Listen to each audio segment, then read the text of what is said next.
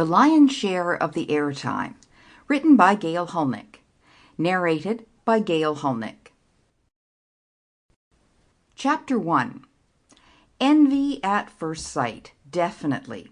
Chelan took one look at Tess Cunningham sitting at the head of the cedar boardroom table, then experienced such a craving to stand in the woman's $1,000 shoes that she was almost paralyzed.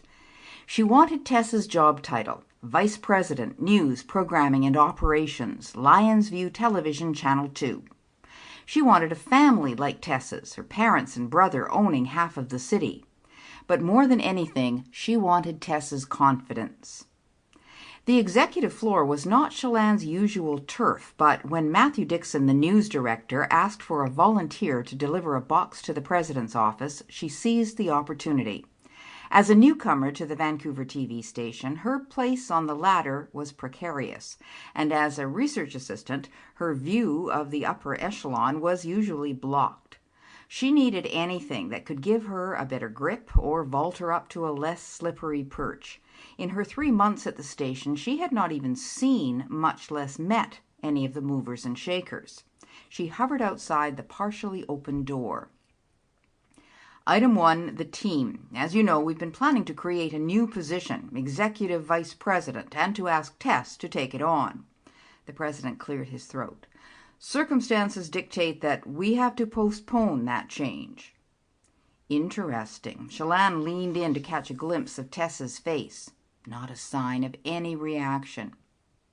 Chelan Montgomery, what do you think you're doing? The words came in a hiss. Chelan turned to look. Uh-oh. Bad enough to be caught snooping, but what rotten luck that it had to be her boss. Matthew, she whispered, I didn't want to interrupt them, but I wasn't sure where to leave the box you sent up. Matthew Dixon looked at her as though she'd been unable to find a seagull at Ambleside Beach. Go and ask my assistant. Reaching past her, he pulled the door shut. Bad luck.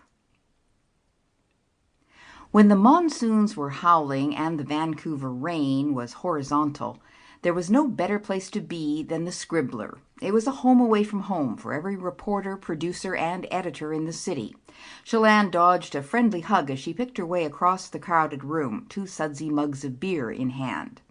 Keith Papineau watched her every step until the drinks arrived intact at their table.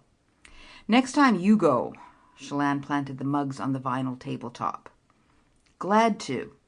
Keith was giving all his attention to her, not the beer, but maybe that was just good manners.